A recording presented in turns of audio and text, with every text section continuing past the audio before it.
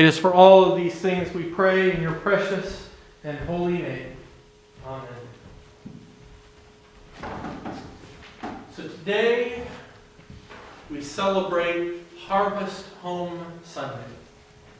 It is in the Christian tradition and in the traditions of many cultures and belief systems to use the end of fall as a time of celebration and preparation.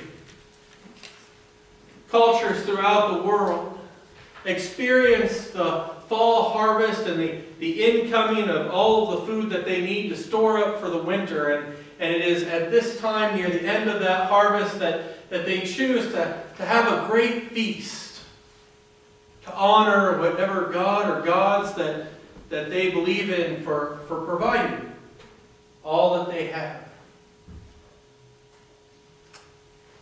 In the Christian tradition, it is also a time of thanksgiving because it is a way of reflecting back on the entire Christian year of where we have come and all that God has done for us since the last year when we began in the season of Advent to prepare for Christ's birth. And so in this second to last Sunday of the Christian year, we are preparing our hearts to receive Christ, to once again be ready to experience that graciousness at what God is bringing us. As I was thinking about the Harvest Home this week, I could not help but to stray into the other event, holiday this week that is celebrating the same thing, our American cultural event of Thanksgiving, and how near the two are in both purpose and in time. But as I began to compare and contrast the two, I noticed that there were some differences between the early church and the way that they lived and celebrated and experienced each other's presence versus the way that kind of our modern American culture does, and particularly the way that we focus it all down into the holidays of this week. And so as we read in the book of Acts, we hear about an early church that kind of redefines their cultural norms. You see, the early church existed in a time under the Roman Empire where the super rich and the super elite kind of controlled everything. They were all of the politicians and all of the government, and they made all the laws, and everyone who wasn't a part of that super rich was kind of just left to fend for themselves. And there were some middle classes and there were some lower classes, but by and large, the best that you could hope for if you weren't in that super rich elite class was to be comfortable. But see, the problem is that there were a lot of people that were overlooked in this system. People like the widows and the orphans who basically were exiled to the margins, the people who were addicted or considered demon-possessed, and those who were differently abled were left to kind of fend for themselves. It was very much a free market economy and a Republican system of government. And by Republican, I mean the Republic style of government, not our modern idea of Republican versus Democrat type thing. And so this is the kind of culture that surrounded the church. And the way that the church was different is, you see, the people who are a part of the church, it says that they began to not consider themselves as the owners of their property, but instead they decided to bring their stuff and to pool it together. In many ways, the early church was like an actual family. Like in that, instead of worrying about the blood that ran in their veins as what defined their family, they looked at the blood of Jesus as being the common blood that they all shared. And so they gathered their stuff together, and in many cases, a lot of them even began to live together. Some of the richer early Christians would actually open up their homes, and all of the Christians would kind of stay there in that house, kind of like a compound, and they would eat every meal together, breakfast, and they would eat dinner together at the end of the day, and each night they would have this great feast with all of the members of the church, and they would worship God, and they would praise God, and they'd read the scriptures together, and they began to really love each other, to care about each other in ways that are hard to imagine now. And it says that it was during this time that the apostles are out there preaching with great power about the resurrection of Jesus, and that abundant grace was upon them all. And as I started to reflect on that, I began to wonder and think that it's probably not the words that gave the apostles preaching power.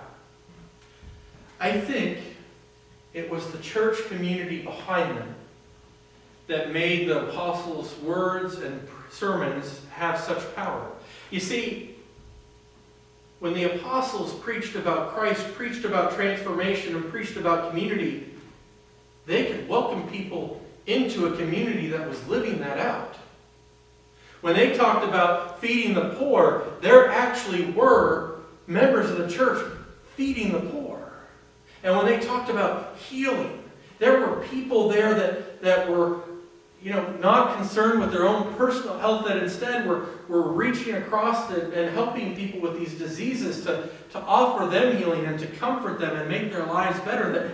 That the power behind the apostles' sermons were not just simply the words and God, but it was actually the lives and the witness and the message that was screaming out from the lives of all of the members of the church.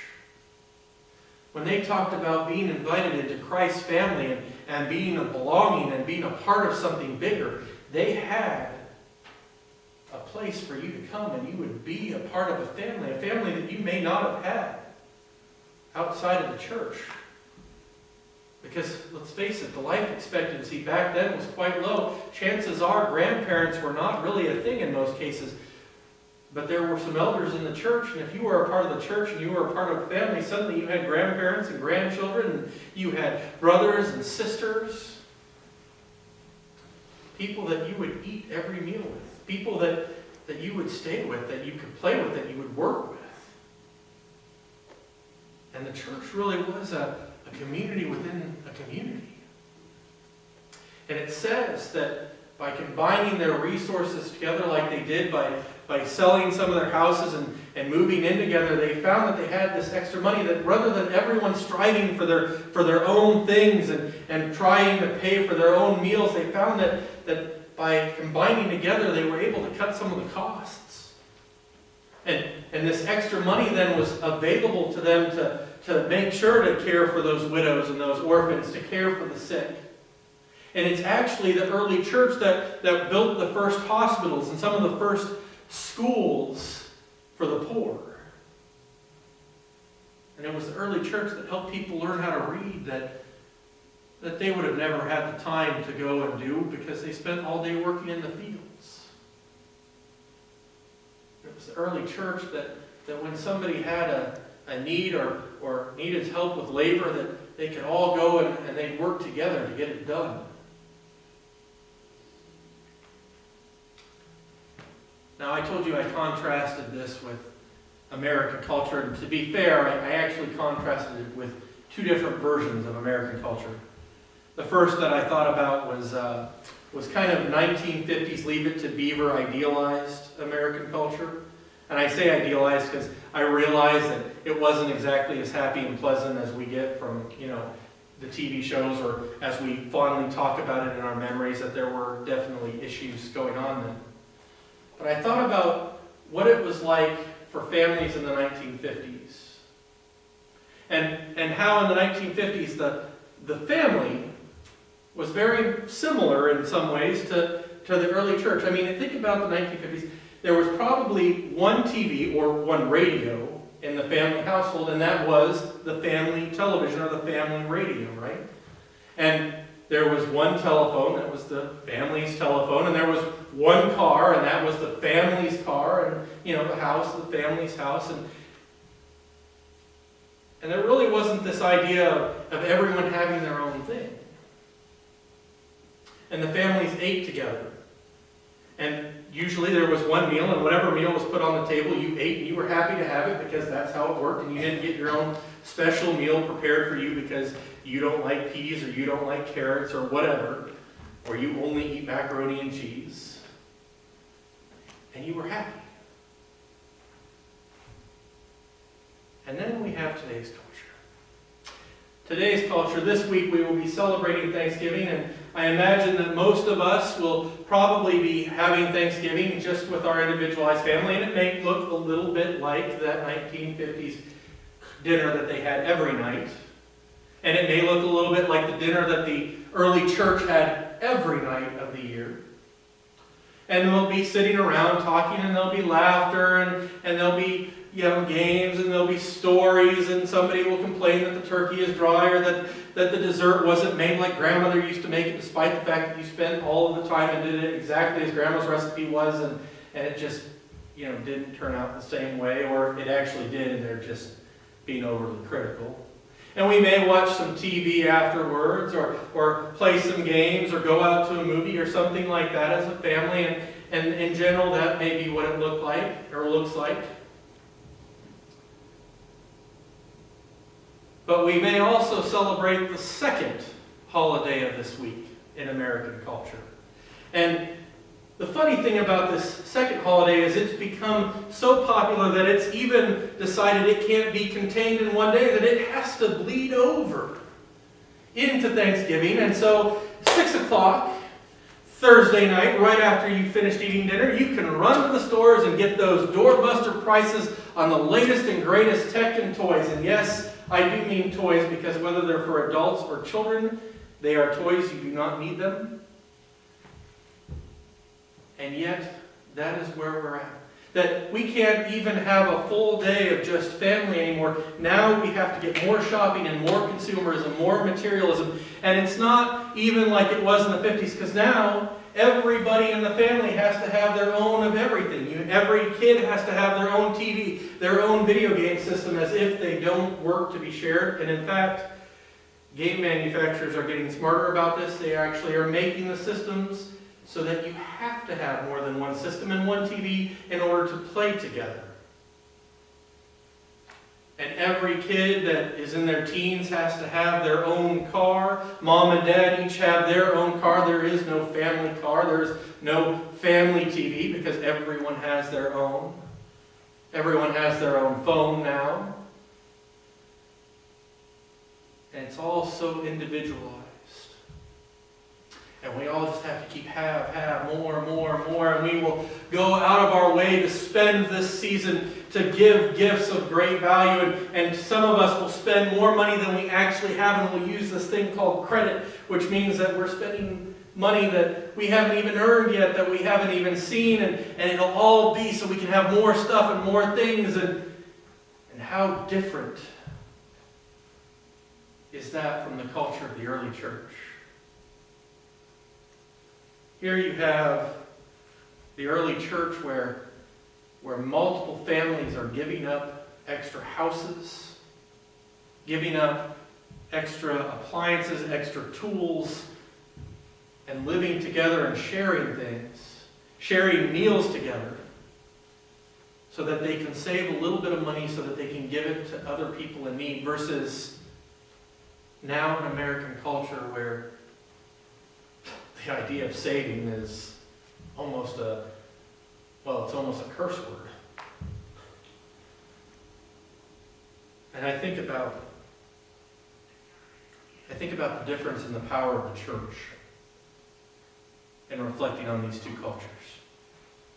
Here we have the early church living multiple people that aren't actually blood related, but living as if they are. Versus now where you're lucky if you get one meal a year where everyone in the family sits down together. And that's in your actual blood family, let alone your family and friends, and how the early church, everyone was really family, even if you weren't blood related. But in our churches now, you're lucky if the other parishioners in the pews are acquaintances, let alone friends. And by friends, I mean people that you would want to call up and go and hang out with at something besides church, or good friends, those people that you do things with weekly, or family, those people that you would want to have over for dinner every night, that you would want to live with, that you would want to care about and make sure you knew that they were okay before you went to bed. And I wonder if maybe the way we do church now and the way that we are now in some ways has adapted to our culture, and now rather than being a force that fights against the problems with culture, we've accepted it, and now it's hard to tell the difference between a Christian and a non-Christian, other than on Sunday morning you'll find the Christian's car in the parking lot of a church. And I'm wondering if maybe that part of the reason that we have a hard time preaching about Christ and teaching others about Christ and showing Christ's love is because we've started to fail to live into it. And the words of our sermons and the words of our message are becoming hollow. And people are beginning to think of us as hypocrites. Because what we talk about and what we claim to want is not really how we live. We claim to be God's family, and yet we look like multiple families that just happen to show up together to the same place week after week. We claim to want to love, or that we love the world, that we care for the poor, and yet our finances and our spending suggest that we really care about having more toys in our possession.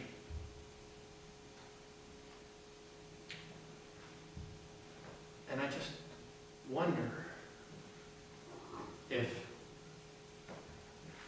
maybe we started to live a little differently. If maybe we started to even just move back closer to the 1950s version and view of a family, and the idea of simplifying even to that level, whether that would free up our ability to do more for the world. And believe me, I am as guilty of it as anyone else. I have more toys than I need, and I love playing with all of my toys. But I really began to wonder this week if I could sit on my couch and play on my video game on my TV, could I continue to do that and feel good about myself if there was a man outside of my window starving to death and I had to see him as I was playing my game and spending my money on these material things that really don't matter? Could I live with myself if that was the case? And even if I can't see him, am I not still failing him by not acting like he is there? So I began to wonder, what would it look like this week if any two different families in the church were to decide that rather than having 2 weeks worth of leftovers in each of their refrigerators because they cooked this giant feast that they were never going to eat all at one time, what if these two families decided that maybe they could have dinner together? Thanksgiving dinner together. And that maybe these two families, who are both a part of the church, could act like they were one family.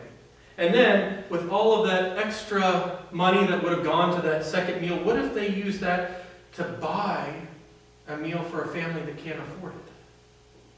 Would that start to change the way the world is? Would that start to make a difference in the world? Would it start to make a difference in the lives of the church just because those two families decided to act like one? And then what if instead of running out on Black Friday and spending thousands of dollars on stuff that we don't need, and it may not be Black Friday that you go out, it may be any time in the next 4 weeks, but what if instead of spending that kind of money, we found other ways of showing people that we love them, that we care about them, and that our love is not attached to some monetary value, but is instead something worth far more. And then we used that money to care for the needs of the people who don't even have enough to make it by. Like the homeless veterans who fought for their country but were broken by war, and so now they can't even cope with living in the society that they bled for.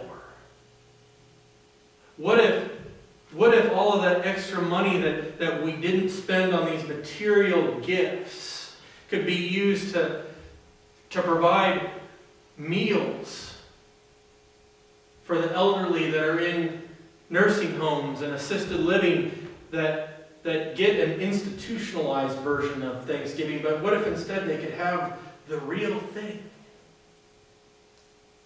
What if we could help the single mother have just enough to pay all the bills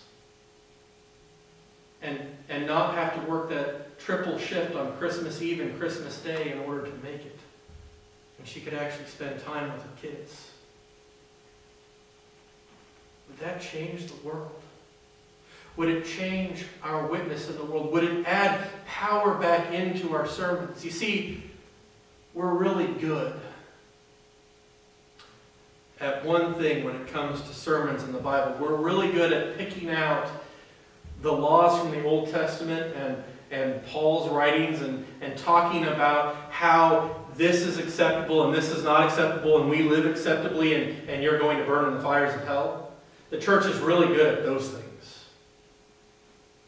But what it's not so good at is the preaching and teaching of Jesus. That we love to talk about him. We love to tell about how he healed the sick and fed the poor and ate with sinners, but when it comes to living it out, when's the last time we ate with sinners? When's the last time we actually fed the poor or healed the sick?